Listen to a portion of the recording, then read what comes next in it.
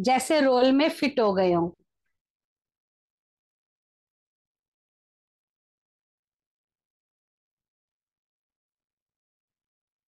एक है शारीरिक सुंदरता और एक है मन की सुंदरता। शरीर की सुंदरता संसार को अट्रैक्ट करती है और मन की सुंदरता प्रभु को अट्रैक्ट करती है। तो कौन सी अट्रैक्शन चाहिए? प्रभु की अट्रैक्शन चाहिए।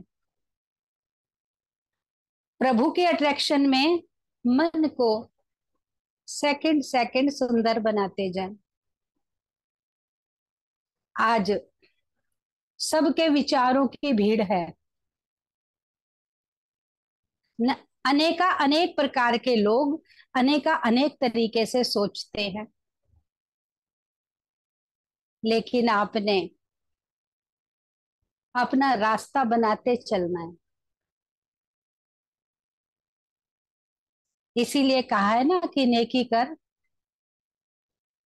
और कुएं में डाल। किसी ने सोच समझ के बनाई है ये।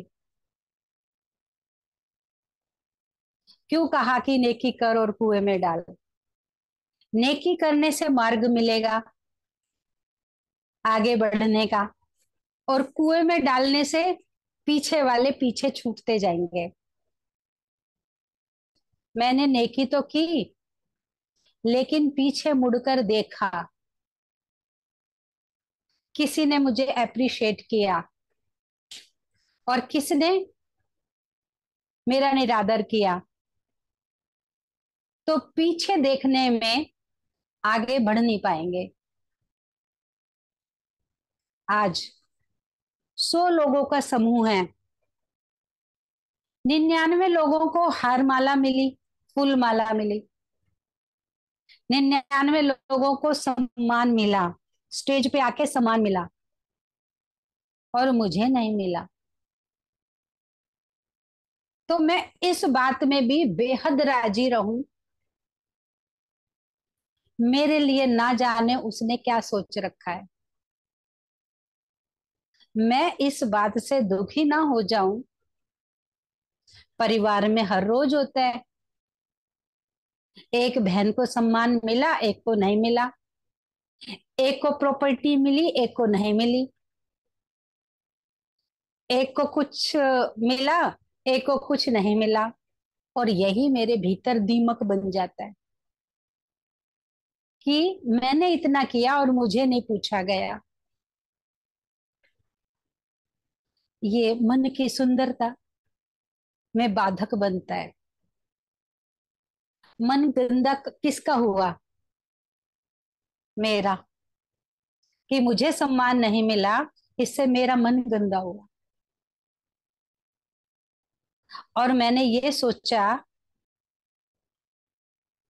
कि मेरे लिए तो उसने, प्रभु मुझे हर सेकंड देख रहा है, उसकी नजर में मेरा कितना सम्मान है। भिलनी आज तक गाई जाती है। भिलनी का रोल, खेवट का रोल, जिसने नदियां पार कराई, सुदामा का रोल,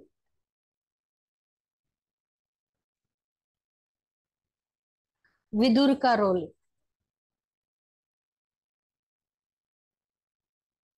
प्रहलाद का रोल,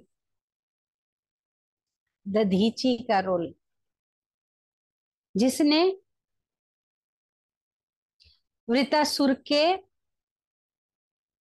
मारने के लिए अपनी अस्थियों का वज्र, वज्र के लिए अपनी अस्थियां स्वेच्छा से दान कर दी। बात सिर्फ उस समय की नहीं है, बात आज की है, वो मेरे ऊपर भी लागू होती है। मैं कितना समाज के लिए, संसार के लिए पथ प्रदर्शक बन सकता हूँ। कितनी अपने भीतर खूबसूरती ला सकता हूँ। इसीलिए तो परमात्मा को सत्यम शिवम सुंदरम कहा जाता है। बाहर से थोड़ी गहने कपड़े पहन के सजा धजा है, बाहर से तो बिल्कुल सन्यासी, बाहर से तो बेहद का वैरागी, बाहर से तो एकदम त्यागी, और भीतर का बादशाह। इसीलिए तो प्रभु प्रभु है। भीतर की बादशाहत के कारण ही तो देवों में भी देव, देवों के भी देव महादेव हैं।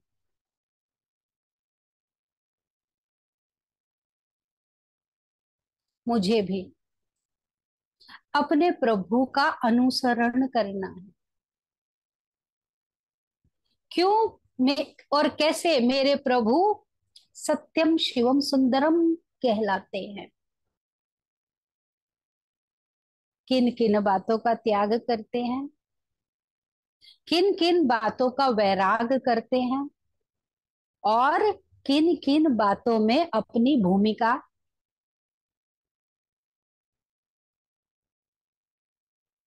अपने आप को प्रस्तुत करते हैं। ये है मन की सुंदरता। आज संसार को देखने की कोशिश करेंगे, संसार तो मुंह देख के टीका लगाता है। कैसे?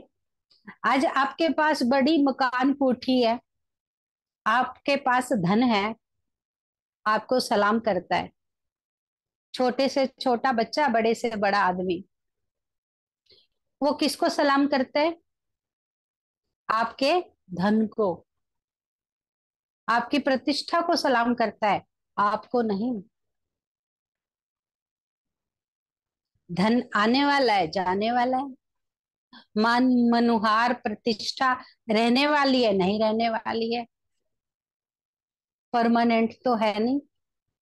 किसी का धन परमानेंट है, किसी की प्रतिष्ठा परमानेंट है। जब मान मर्यादा खत्म होगी, जब प्रतिष्ठा खत्म होगी, तो वो लोग भी चले जाएंगे, एक एक करके सब खिसक जाएंगे।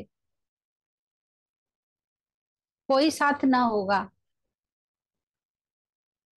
साथ होगा तो कौन? मेरा प्रभु,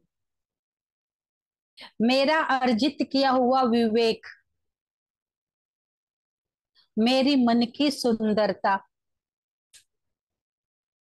मेरी दृढ़ता, मेरी तपस्या, मेरी करनी, मेरी रहनी। समय रहते रहते मैंने इस बात को समझ लिया, ये सब चीजें बाह्य हैं। जब तक अंडे के भीतर चूजा रहता है, तब तक अंडे की कीमत है। जब तक उसके भीतर जीव है, तब तक अंडे की कीमत है। और जब जीव बाहर निकल गया, खोल की क्या कीमत है? खोल की कीमत है। जब जीव बाहर निकल गया, कीमत किसकी? जीव की। जो भीतर जीव है, कीमत किसकी? जीव की। खोल तो कूड़े में जाएगा ना। जीव के निकलते ही खोल कूड़े में चला जाएगा। इसी तरीके से मेरे भीतर जो जीव आत्मा है, कीमत उसकी है। और वो कीमती कब बनती है? जब वो उसको सेता है। चाहे मुर्गी, चाहे कबूतर, चाहे चिड़िया, जब उस अंडे को सेती है, क्यों सेती है उसको? कि उसके अंदर उसका जीव है। कोई भी पक्षी अपने अंडे को क्यों सेता है? कि उसके अंदर उसका जीव है। और जब वो जीव को सेके बाहर निकाल लेता है, अंडा टूट के बाहर आ जाता है जीव, बाहर का खोल डस्टबिन में, और जीव की यात्रा शुरू। इसी तरीके से ये मेरा खोल है, और इसके भीतर मैं जीव आत्मा रहता हूं। और प्रभु वो पक्षी है जो इस अंडे को सेता है। प्रभु अपने ज्ञान और ध्यान से किससे सेता है? ज्ञान और ध्यान से मुझ अंडे को वो सेता है। और जब मैं भीतर का जीव पूरा तैयार हो जाता हूं, तो मेरा ये खोल टूट जाता है। खोल अभी अभी खत्म हुआ, अभी अभी चला जाएगा ना जलने के लिए।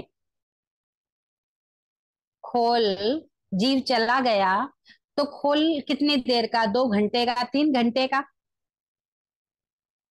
खोल चला जाएगा ना जलने के लिए। और तमाम जिंदगी हम इस खोल की सजावट, इस खोल का ध्यान, इस खोल की मान मर्यादा प्रतिष्ठा को ही संजोने में लगा देते हैं। मैं कौन सी ज्वेलरी पहन के सुंदर दिखूंगा? मैं कौन सा कपड़ा पहन के, कौन सी गाड़ी में बैठ के, क्या करके मेरी मान मर्यादा प्रतिष्ठा बढ़ेगी? मैं तमाम जिंदगी इसी उधेड़ बुन में खर्च कर देता हूँ, जबकि मैं ये नहीं समझ पाता हूं कि इसके भीतर जो जीव आत्मा है, प्रभु इसलिए इसकी कीमत समझता है। जैसे मुर्गा अपने उसकी कीमत समझता है कि इसमें मेरा जीव बसता है। चिड़िया अपने अंडे की कीमत समझती है। क्यों? क्यों औरों से बचा बचा के रखती है, और बड़े पक्षियों से? चिड़िया अपने अंडे को क्यों बचा के रखती है? कि इसमें मेरा जीव है।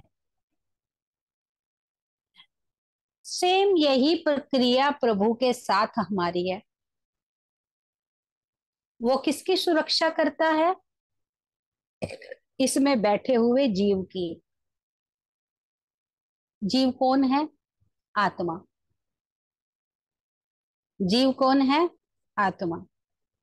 वो इसकी सुरक्षा करता है, और ज्ञान और ध्यान के द्वारा इसको सेता है, तैयार करता है। और जब मैं जीव उसके लिए तैयार हो जाता हूं, तो इस खोल का कोई अस्तित्व नहीं रहता। कोरोना काल में तो सब देख लिया ना,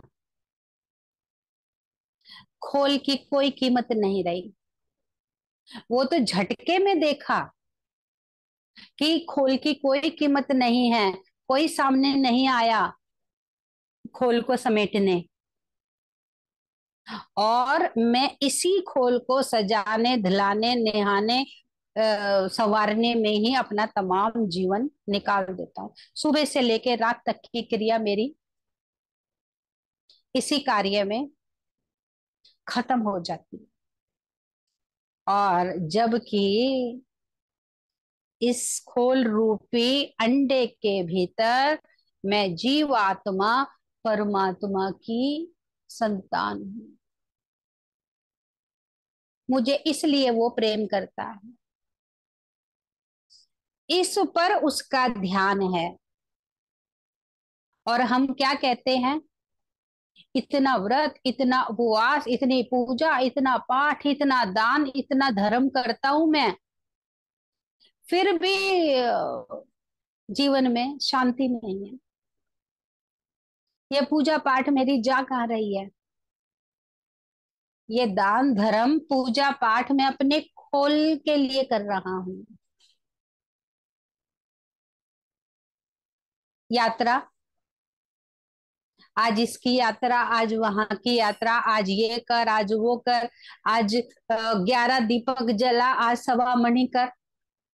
ये सब मैं किसके लिए कर रहा हूँ? खोल को तैयार करने के लिए। अंदर की जीव आत्मा को तो मैं तैयार कर ही नहीं रहा। और प्रभु का ध्यान किस पर है? उसका जीव आत्मा पर ध्यान। मैं डायरेक्ट इस बात का मतलब समझ लूं कि तुम तो मेरे भीतर बैठी जीव आत्मा को सजा रहे हो। मेरे भीतर बैठी जीव आत्मा का ख्याल रखते हो, उसे परिपूर्ण करते हो,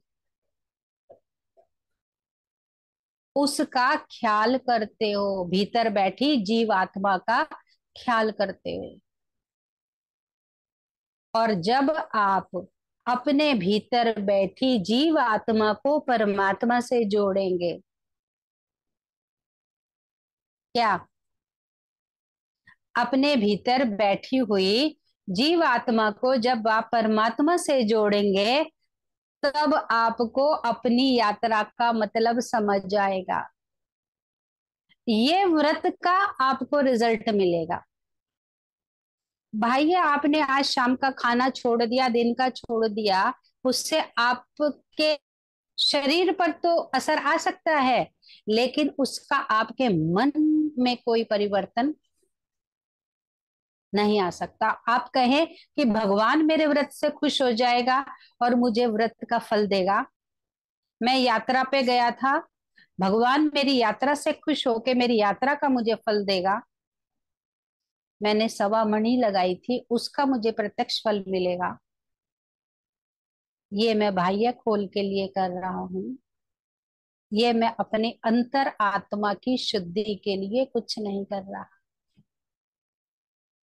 परमात्मा को मेरे खोल से कोई लेना देना नहीं है। उसको तो मेरी जीवात्मा से मतलब है। जीवात्मा कितनी सुंदर बना सकता हूँ, जीवात्मा कितनी विवेकवान, कितनी ज्ञानवान, कितनी चमकीली, कितनी प्रेम से भरी हुई, कितनी सहयोगी। कल सब ने एक दूसरे को सहयोग दिया, हर किसी ने अपना अपना रोल निभाया। सबके सहयोग से वायुमंडल कैसा बना? सुंदर। अभी एक दिन का सहयोग था, एक दिन का वायुमंडल बना। अभी मुझे रोज में सहयोग देना है।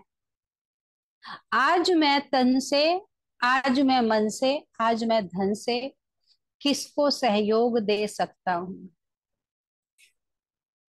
सहयोग की माला।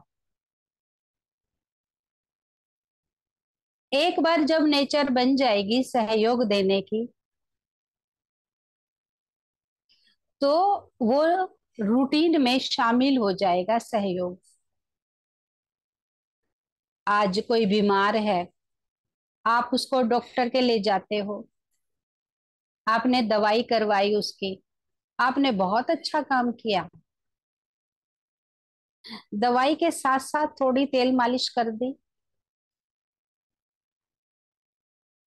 उसमें से निकाल के पानी दे के दवाई दे दी,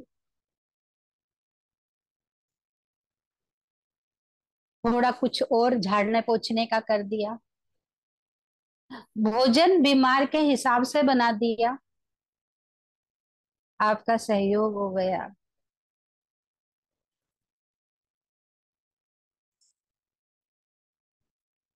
ये ना सोचो मेरी कौन करता है जो मैं किसी की करूं। फिर नेकी कहाँ हुई? आगे बढ़ने का मार्ग कहाँ मिला? मैं करूं, तभी तो सत्यम शिवम सुंदरम बनेंगे। प्रभु कौन सी मेरी इस बात से राजी होता है कि मैंने 1.25 लड्डू लगाए, मैंने 1,000 दिए जलाए तो प्रभु राजी ना। प्रभु तो काम कर जाते हैं और निकल जाते हैं। अपना कार्य किया और बिना किसी मान सम्मान के वहां से चले जाते हैं अपना काम करके। आपको आपके स्वभाव जैसा व्यक्ति पसंद आता है, आपको जो आपके स्वभाव संस्कार है, दूसरा व्यक्ति वैसा ही आपको समझ पड़ता है, तो प्रभु को कैसा समझ पड़ेगा? प्रभु को कैसा समझ पड़ेगा? जो उसके स्वभाव संस्कार वाला हो।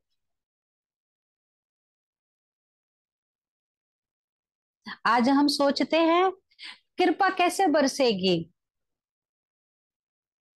कैसे वो मेरे विघ्न हरेंगे, कैसे मेरे जीवन के बंधन कटेंगे। कई बार ये उलझन बन जाती है, मैं कैसे आगे बढ़ूंगा, मेरे जीवन में प्रकाश कैसे आएगा, कैसे मैं उन्नति करूंगा। इन सब बातों को सोचने में मैं बुद्धि कहाँ लड़ाता हूँ? बाह्य चीजों को बटोरने में।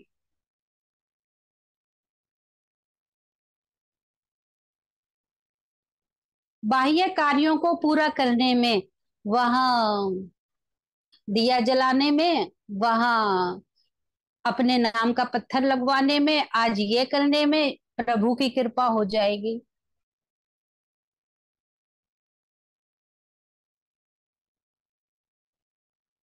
ये तो लोगों ने इतने मंदिर, ये तो लोगों ने आज साईं को सोने के सिंहासन पे बैठा दिया।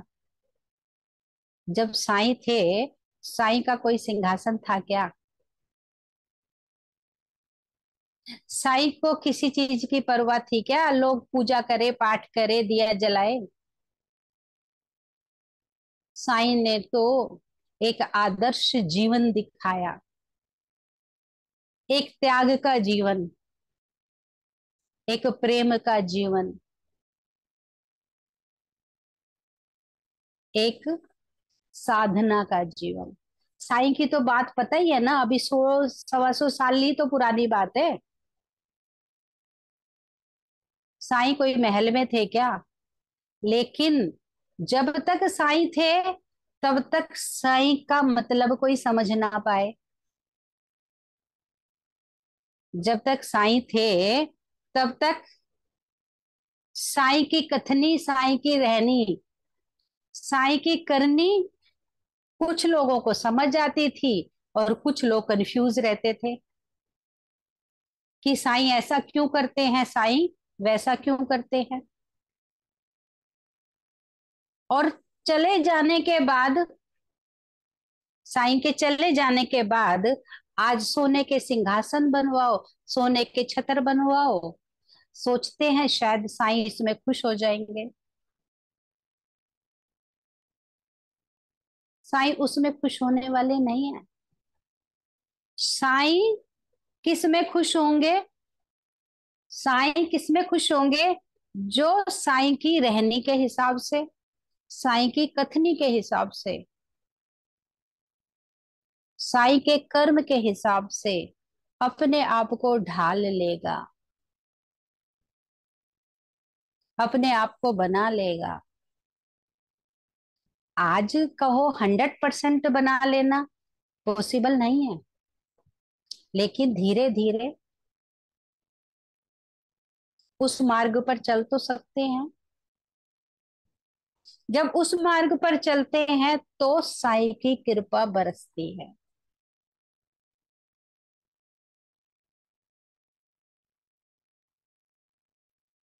कृपा मांगने की जरूरत नहीं है, ऑटोमेटिक कृपा के पात्र बन जाते हैं, उलझनों से मुक्त हो जाते हैं। कितने लोगों ने साईं का रास्ता रोकने की कोशिश की, साईं पे लांछन लगाने की, साईं को दिशा भ्रमित करने की, लेकिन साईं तो अपने कार्य में अडोल अचल, अपनी रहनी में, अपने कर्म में, किसी की करनी से, किसी की कथनी से।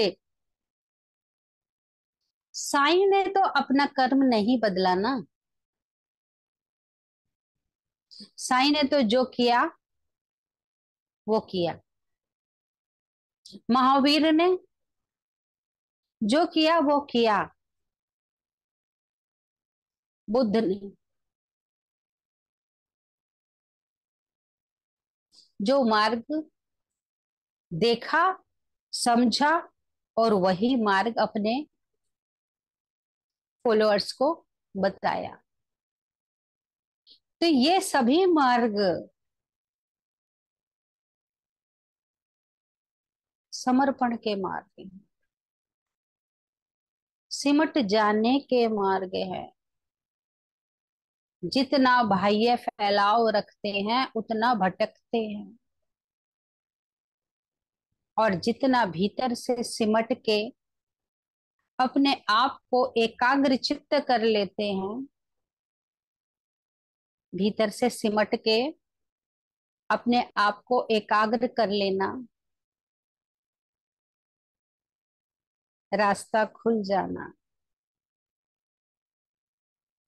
किसका रास्ता? शांति का,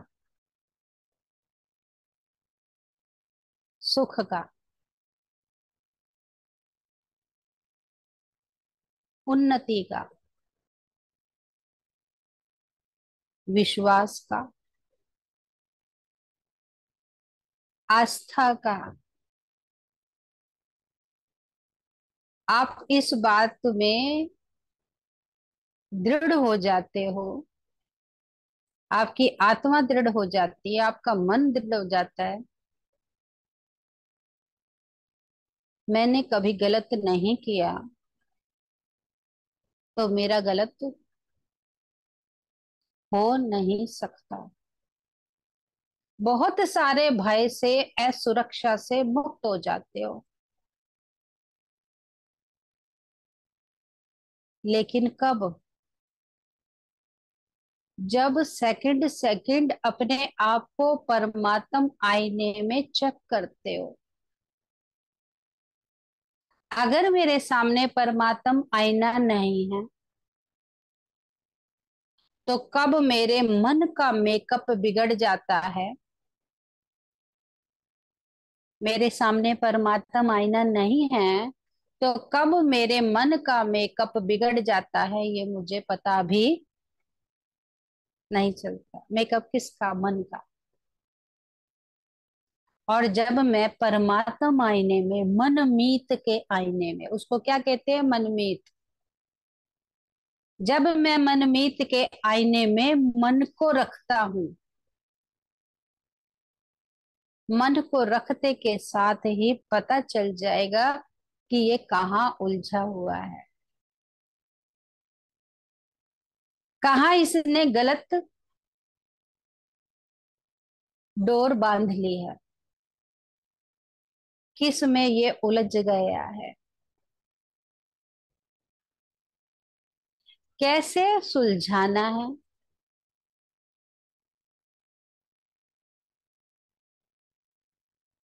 कैसे इसकी शक्तियों को एकाग्र करना है।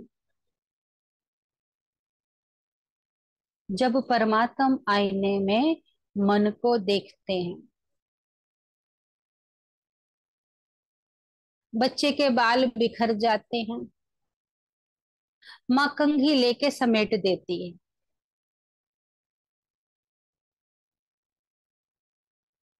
सिमटी हुए बाल कितने सुंदर लगते हैं।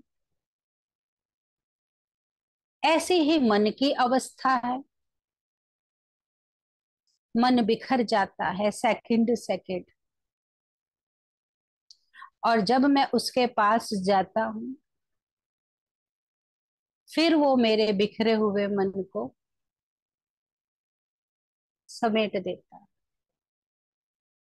फिर बिखरे मन को संवार देता है, फिर बिखरे मन को दिशा देता है, फिर उलझे हुए मन को सुलझाता है। उसकी मन की उलझी हुई लट को प्रेम की मालिश करके सुलझाता है। और बच्चा माँ बाप के पास जाए ही ना, सारा दिन उलझी लट में ही फिर घूमता रहेगा।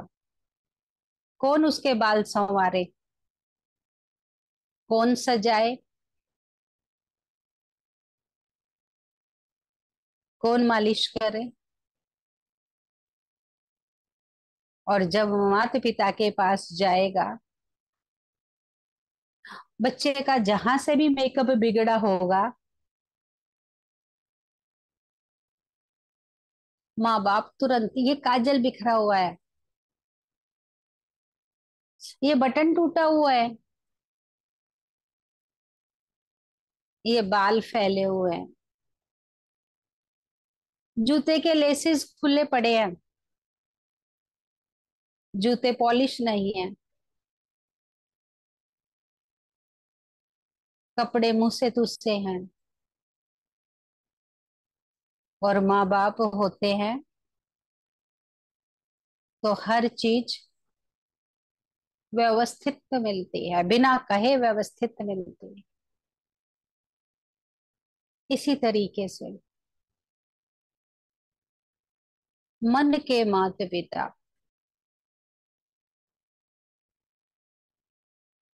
का साथ, मन के माता पिता का साथ, मन के माता पिता का हाथ, मन के माता पिता की कंघी, मन के माता पिता की मालिश, और मन के माता पिता की सजावट अत्यधिक जरूरी है।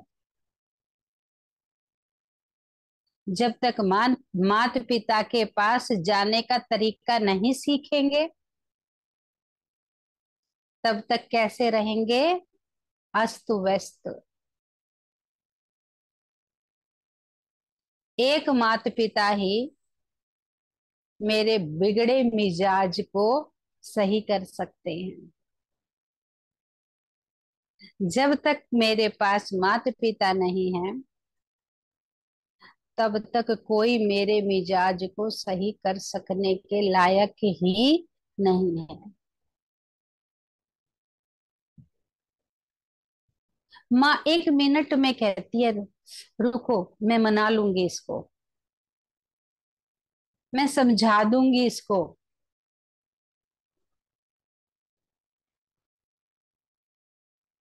तो मेरी जीव के माता पिता कौन, और कैसे मैं माता पिता के संपर्क से कभी जुदा ना हूं, ये बात मुझे